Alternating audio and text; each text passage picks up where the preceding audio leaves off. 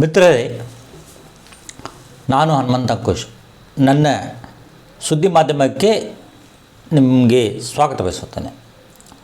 ಇವತ್ತಿನ video topic ನಾನು ಕಂಡಂತೆ ಡಾಕ್ಟರ್ ಕುವಲಯ ಶ್ಯಾಮ ಶರ್ಮಾ ಅಂದರೆ ಡಾಕ್ಟರ್ ಕೆ.ಎಸ್. ಶರ್ಮಾ ಬಗ್ಗೆ ಇವತ್ತಿನ ವಿಡಿಯೋ ಇರ್ತದೆ.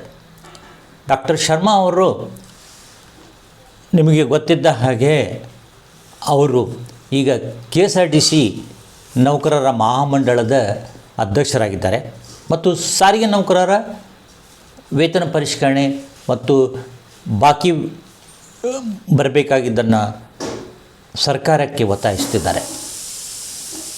ಡಾಕ್ಟರ್ ಕುವಲಯ ಶ್ಯಾಮ ಶರ್ಮಾ ಕೇವಲ ವ್ಯಕ್ತಿ ಅಲ್ಲ, ಅವರು ಒಂದು ಸಂಯೋಜನ ಗುರುಭಕ್ತಿ, ಸಾಹಿತಿ, ಶಿಕ್ಷಣ ಪ್ರೇಮಿ, ಕಾರ್ಮಿಕ ಚಿಂತನೆಯ ಉಳ್ಳವರು, ಅಪರೂಪದ ಸಂಗಮ.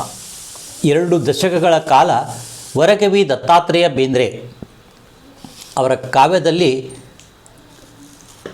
ಓದಿ ಬರೆದಷ್ಟೇ ಅಲ್ಲ, ಅವರು ದ.ರಾ. ಬೇಂದ್ರೆಯವರ ಸಿದ್ಧಾಂತಗಳನ್ನು ತಮ್ಮ ಬದುಕಿನಲ್ಲಿ ಅಳವಡಿಸಿಕೊಂಡವರು. ಬೆಂಗಳೂರು ಬಿಟ್ಟು ಧಾರವಾಡಕ್ಕೆ ಬಂದು ಸಾಹಿತ್ಯದ ರುಚಿ ಬೆಳೆಸಿಕೊಂಡ ಶಿಷ್ಯನೊಬ್ಬ ದತ್ತಕ ಪುತ್ರ ಎನಿಸಿಕೊಂಡ. ಗುರು ಶಿಫಾರಸಿನಂತೆ ಹುಬ್ಬಳ್ಳಿಯ JSS ಸಕ್ರಿ ಲಾ ಕಾಲೇಜಿನಲ್ಲಿ ಪ್ರಾಧ್ಯಾಪಕರಾಗಿ, ನಂತರ ಪ್ರಾಂಶುಪಾಲರಾಗಿ ತನ್ನ ಶಿಕ್ಷಣವನ್ನು ಇನ್ನೊಬ್ಬರಿಗೆ ನೀಡುತ್ತಾ ನೈತಿಕ ದಿಕ್ಕು ನೀಡಿದರು. ಬೇಂದ್ರೆಯವರ ಜೊತೆಗಿನ ಒಡನಾಟ 20 ವರ್ಷಗಳದ್ದು. G.V. ಕುಲಕರ್ಣಿಯವರ ಸ್ನೇಹ ಪರಿಚಯ ಅವರಿಗೆ ಆಯಿತು. ವಾಮನ ಬೇಂದ್ರೆಯವರ ಆತ್ಮೀಯತೆ ಬೆಳೆಯಿತು. ಇವೆಲ್ಲ ಸಾಹಿತ್ಯ ಯಾನದ ಆಂತರಿಕ ಬಲವಾಗಿದೆ. ಹುಬ್ಬಳ್ಳಿಯಲ್ಲಿ ಬೇಂದ್ರೆಯವರ ಸವಿನೆನಪಿಗಾಗಿ ನಿರ್ಮಿಸಿದ 7 ಸ್ಮಾರಕಗಳು ಕೇವಲ ಸಾಹಿತ್ಯ ನೆನಪುಗಳಲ್ಲ, ಅವು ಚಿಂತನೆಗಳ ಕೇಂದ್ರಗಳಾಗಿವೆ. ಸಾಹಿತ್ಯ ಲೋಕ ಬೇಂದ್ರೆಯವರ ಪ್ರತಿಮೆ, ಸಾಹಿತ್ಯ ಗ್ರಂಥಾಲಯ, ಗಣನಾಯಕ ದೇವಸ್ಥಾನ ಇವೆಲ್ಲ ವಿಶ್ವಶರ್ಮ ಚೇತನದ ರೂಪಕಗಳು. ಕಾರ್ಮಿಕ ಮುಖಂಡನಾದ ಕೆ. ಶರ್ಮಾರವರು 66,000 ದಿನಗೂಲಿ ನೌಕರರನ್ನು ಖಾಯಂಗೊಳಿಸಿದ ಕೀರ್ತಿ ಇವ್ರದ್ದು. ಇವರು ಸಾಮಾಜಿಕ ಬದ್ಧತೆ ಶಿಖರ, ಮಾರ್ಕ್ಸ್ವಾದಿ ಸಿದ್ಧಾಂತವನ್ನು ಅಳವಡಿಸಿಕೊಂಡವರು.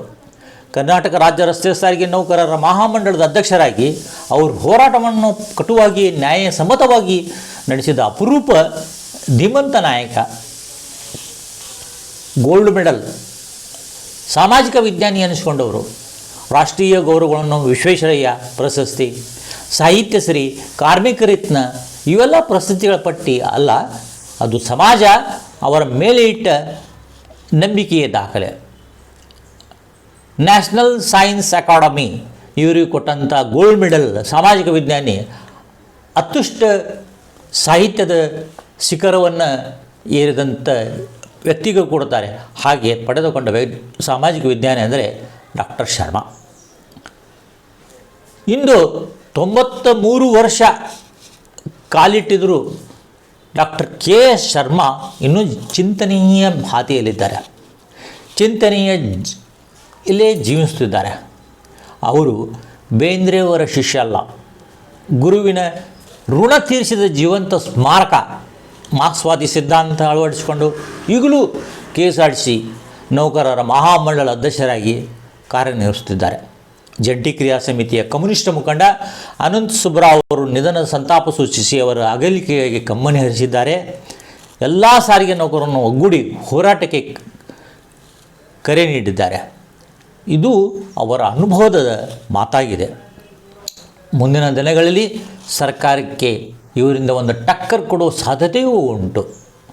ಸಾರಿಗೆ ನೌಕರರು ಇವರಿಂದ ಒಂದು ಫಲಪ್ರದ ಪ್ರತಿಫಲವನ್ನು ಪಡೆಯುವ ಒಂದು ಸಾಧ್ಯತೆ ಉಂಟು. ಹಾಗಾಗಿ ಎಲ್ಲ ನೌಕರರು, ಎಲ್ಲ ಸಂಘಟನೆಗಳು ಇವರ ಮುಖಂಡತ್ವದಲ್ಲಿ ಒಟ್ಟುಗೂಡಿ ಸಾರಿಗೆ ನೌಕರರ ಬೇಡಿಕೆಗಳನ್ನು ಈಡೇರಿಸಿಕೊಳ್ಳಲೇಬೇಕು. ನಿವೃತ್ತಿ ನೌಕರರ 38 ತಿಂಗಳು ಬಾಕಿ ಬರಲೇಬೇಕು. 1/1/2024 ವೇತನ ಪರಿಷ್ಕರಣೆ ಆಗಲೇಬೇಕು. Thank you. ನನ್ನ ವಿಡಿಯೋ ನಿಮಗೆ ಇಷ್ಟ ಆಗಿದ್ದಲ್ಲಿ ಲೈಕ್ ಮಾಡಿರಿ, ಶೇರ್ ಮಾಡಿರಿ ಮತ್ತು ಸಬ್ಸ್ಕ್ರೈಬ್ ಮಾಡಿ.